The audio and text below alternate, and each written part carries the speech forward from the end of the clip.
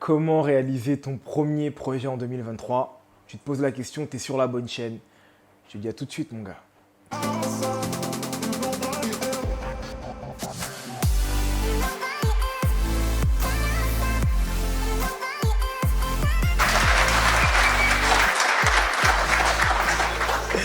Plus sérieusement, salut à toi ambitieux, salut à toi ambitieuse et bienvenue sur cette chaîne qui est la tienne, YBA Courtage.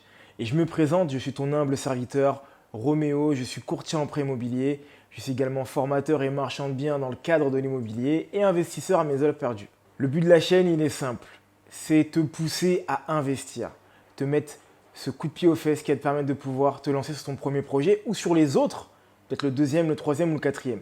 Donc il y a une règle ici, c'est très simple, pas de voyeurisme dans cette chaîne. Tu regardes ce que je te dis et tu passes à l'action ensuite. Si ce n'est pas le cas, ne t'abonne pas. Si tu n'as pas prévu de passer à l'action, ne t'abonne pas.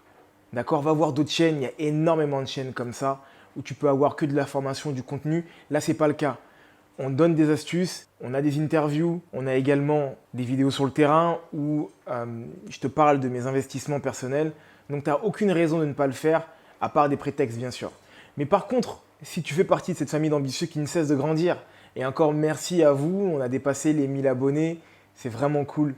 J'espère qu'on va pouvoir continuer à avancer comme ça. Bah, abonne-toi! Abonne-toi et là, tu es au bon endroit. Bon, allez, trêve de bavardage. Peut-être que c'est ton premier investissement. Donc, du coup, tu te demandes comment faire, quelles sont les étapes. Je vais te les dire tout de suite. On va parler de A à Z. Quelles sont les étapes par lesquelles tu dois passer pour pouvoir investir en 2023.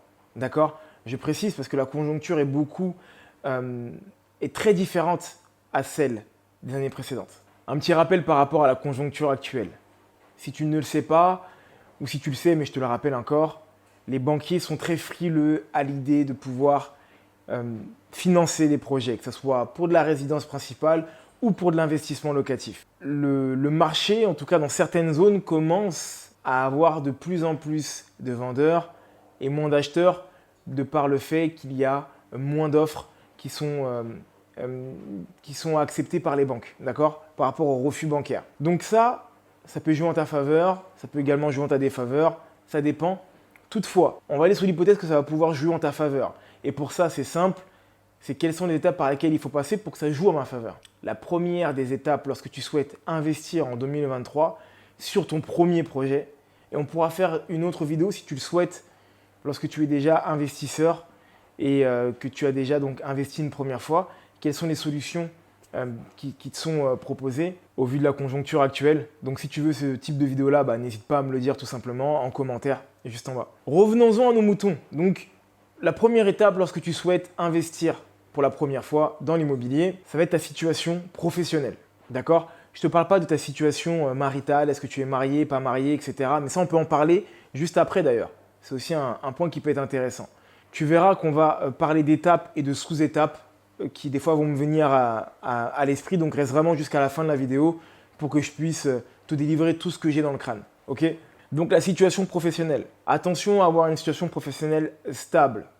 Ça a l'air anodin comme ça, mais je te le répète parce que tous les jours, j'ai encore des personnes qui me contactent à travers le lien qui est juste en bas. D'ailleurs, je t'invite à ne pas hésiter à le faire si toutefois tu as des questions à poser.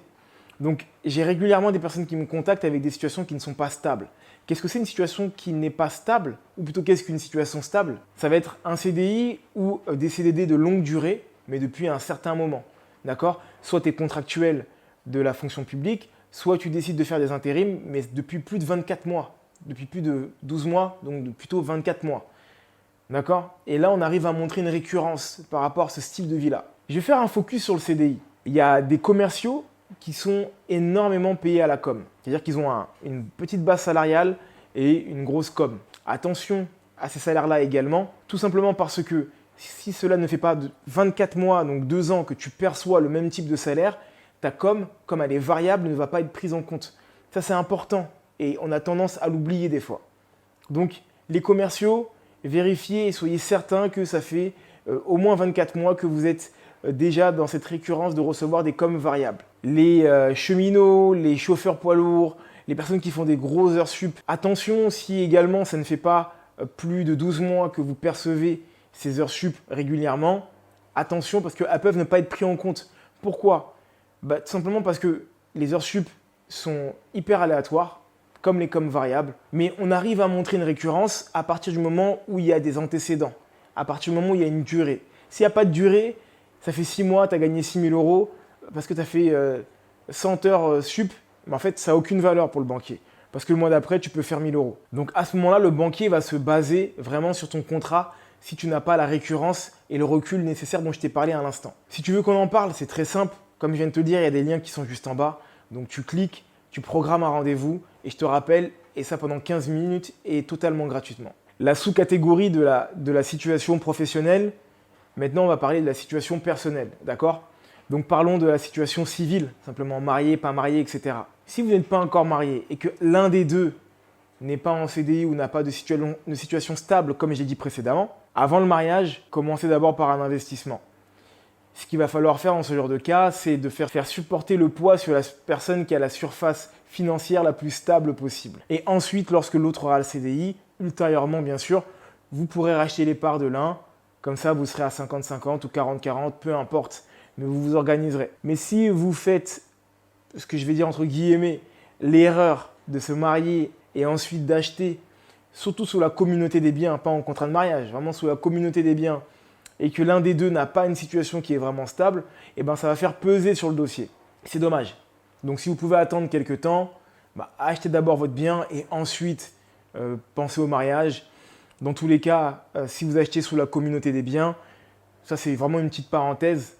Donc la communauté des biens, c'est tout est mélangé, d'accord? Pour faire vraiment simple. Même si le bien a été acheté de manière antérieure au mariage, donc du coup avant le mariage, le fait que ce bien-là soit en lien avec la résidence principale, je précise, avec la résidence principale, il faudra l'accord de l'autre marié pour pouvoir vendre le bien, d'accord? Parce que c'est la maison du foyer et celle-ci, elle est toujours préservée et sauvegardée. Par contre, dans le cas d'un investissement locatif, là, c'est totalement différent. Donc, je vous invite vraiment à prendre vos précautions par rapport à ça et également de vous faire confiance. Les relevés de compte, il faut qu'ils soient clean.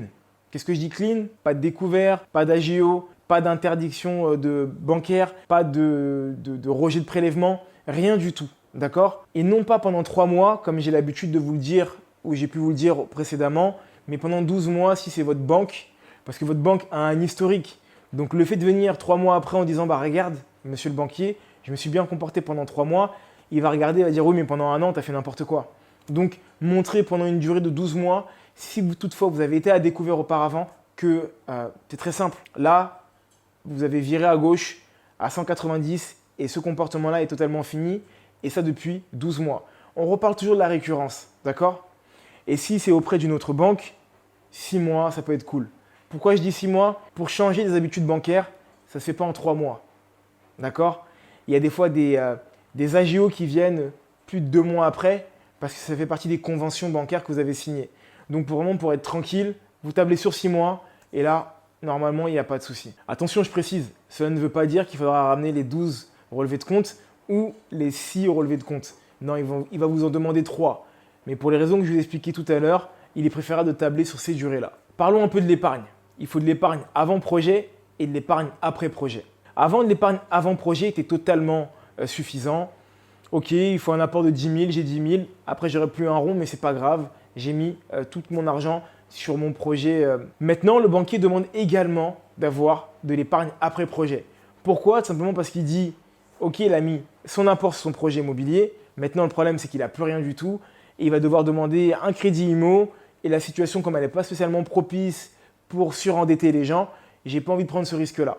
Donc, il faut que vous arriviez à montrer à votre banquier que même lorsque vous mettez l'apport pour le projet, qui correspond à peu près à 10%, vous avez encore la capacité de pouvoir avoir un peu d'épargne pour pouvoir emménager. Si vous êtes déjà locataire, en fait, il sera très simple d'expliquer que les meubles que vous aviez avant, vous les récupérez, donc il n'y a pas grand changement, mais quand même avoir un petit peu d'épargne de côté après projet.